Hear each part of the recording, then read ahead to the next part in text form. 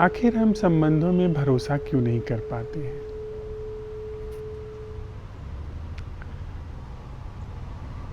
हमारे जीवन में संबंधों में कहीं से भी ऐसा नहीं नज़र आता कि हम दूसरे व्यक्ति पे, जो कि हमारे साथ में रह रहा है या जिसके साथ हम रह रहे हैं, उस पर कोई गहरा भरोसा हो। जिन संबंधों को हम समझते हैं कि उनमें एक दूसरे पर गहरा विश्वास था, वे क्षण भर में टूट जाते हैं। गहरे से गहरे मित्र, गहरे से गहरे प्रेमी, क्षण भर में कुछ ऐसा होता है कि अलग थलग पड़ जाते हैं।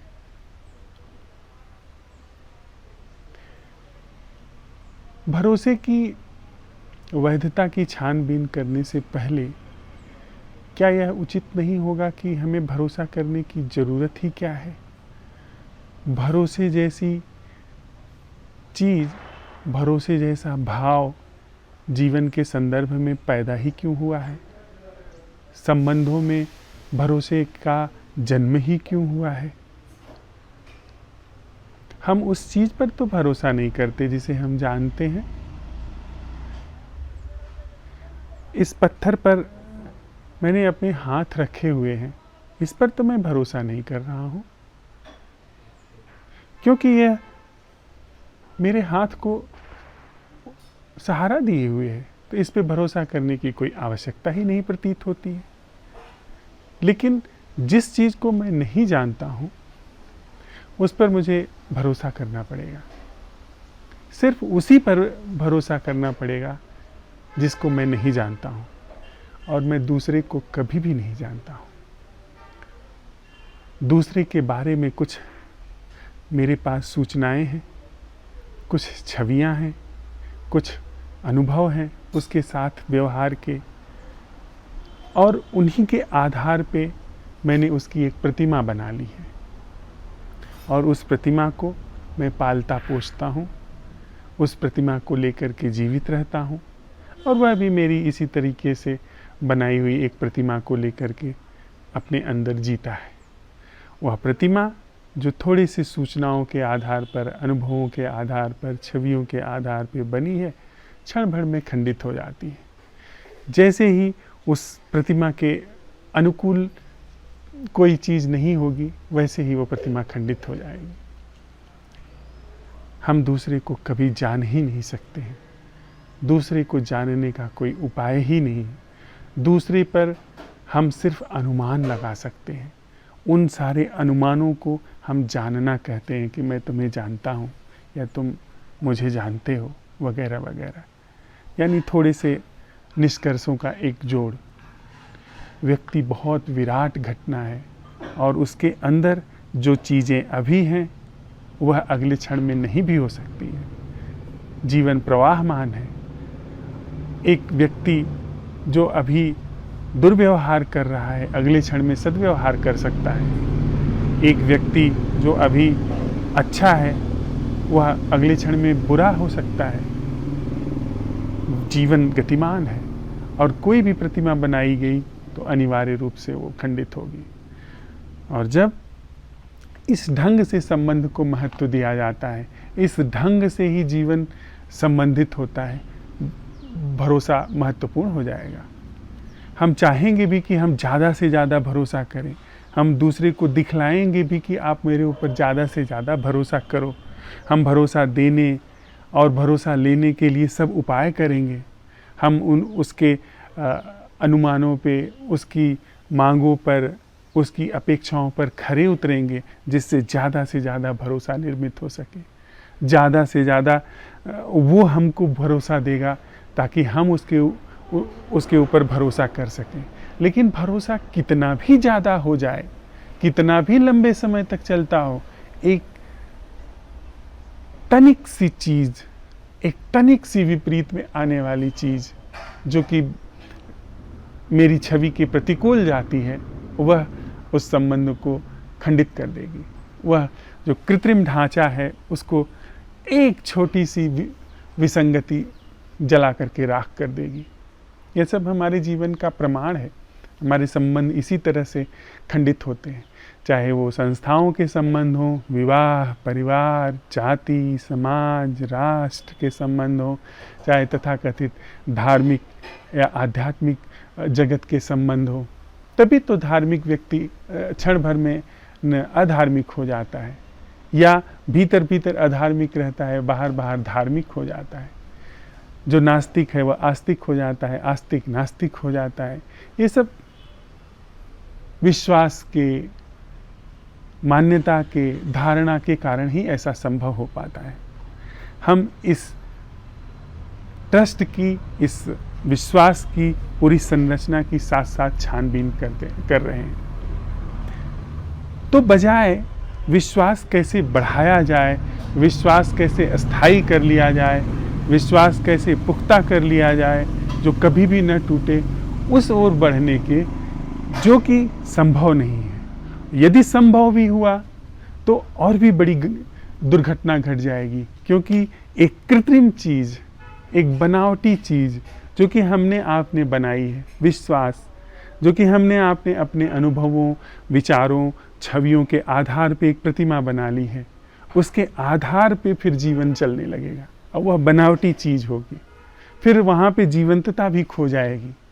अगर हम सफल हो गए, जो कि सफल होना थोड़ा संभव नहीं है, लेकिन हमारे सारे उपाय, कौन जाने एक दिन व्यक्ति सफल हो जाए जहाँ पे विश्वास तोड़े ही न जा सके। विश्वास टूट जाते हैं, यह शुभ संदेह है, शुभ संकेत है कि कृत्रिम चीज़ है, विश्वास कृत्रिम चीज़ है, बनावटी चीज़ है, और टूट जाना यह एक शुभ संकेत है। हम सच्चे जीवन की तलाश कर सकते हैं, सच्चे जीवन का अन्वेषण कर सकते हैं, जिसमें विश्वास, भरोसे जैसी चीज़ का कोई स्थान ही न हो।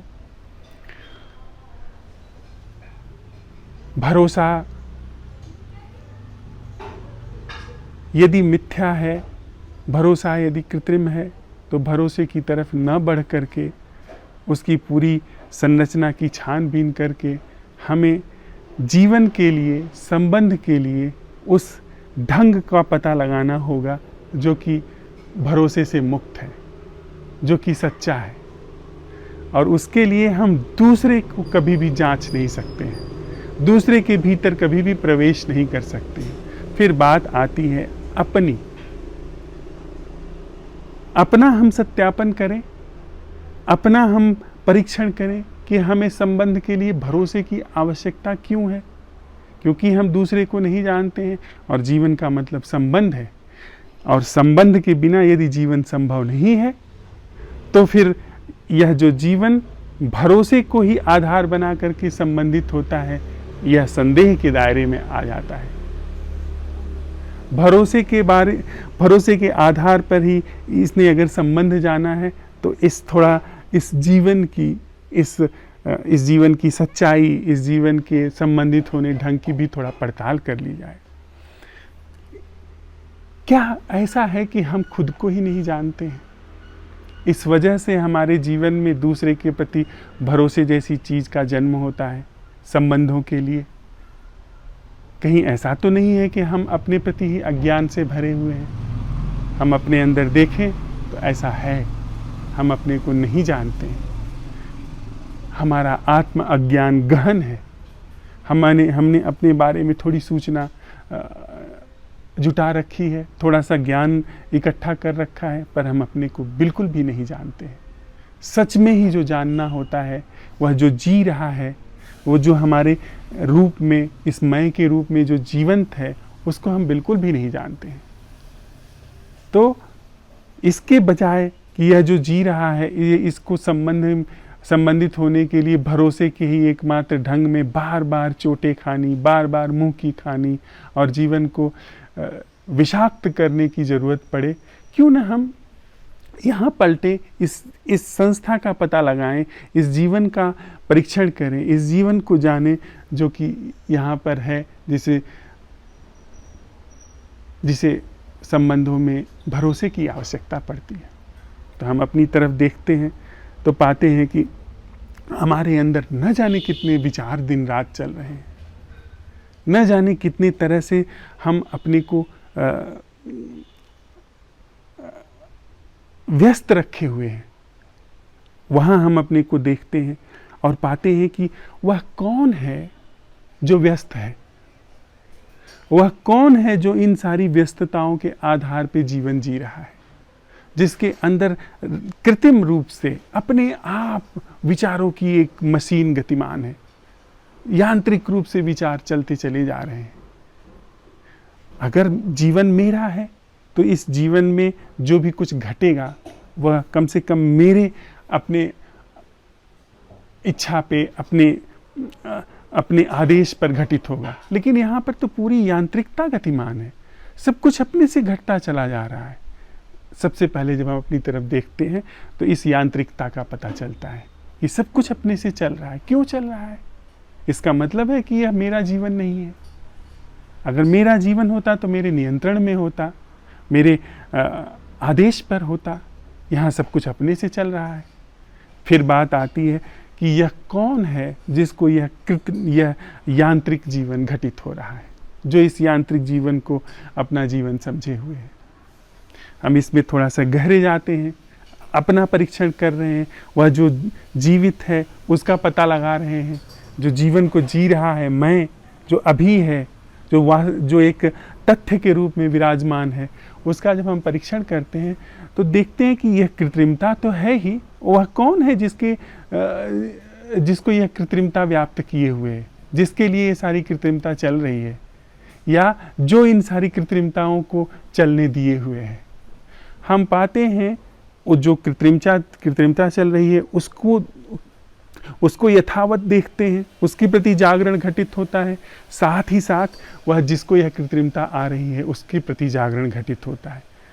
अरे आप देखेंगे कि जैसे ही कृत्रिमता के प्रति जागरण घटित होता है, जैसे ही वह जिसको कृत्रिमता चल रही है उसके प्रति जागरण घटित होता है, पाया जाता है वह कृत्रिमता और वह जो जिसको यह कृत्रिमता चल रही है वो दोनों दो चीज है ही नहीं। वही कृत्रिमता इस जीने वाले मैं को बनाए हुए है और यही मैं उस कृत्रिमता के माध्यम से जीवित है, और यही मैं उस कृत्रिमता को चला करके बनाए हुए है और उसको बना करके वह अपने बना हुआ है।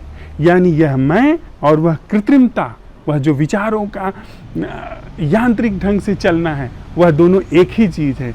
और उसको यथावत बिना छेड़छाड़ किए, क्योंकि छेड़छाड़ भी जो होगी वो कृत्रिमता ही होगी, उसको यदि परसीव किया जाता है, उसके प्रति उपस्थित हुआ जाता है, वह पूरी कृत्रिमता अपने केंद्र के साथ गल जाती है।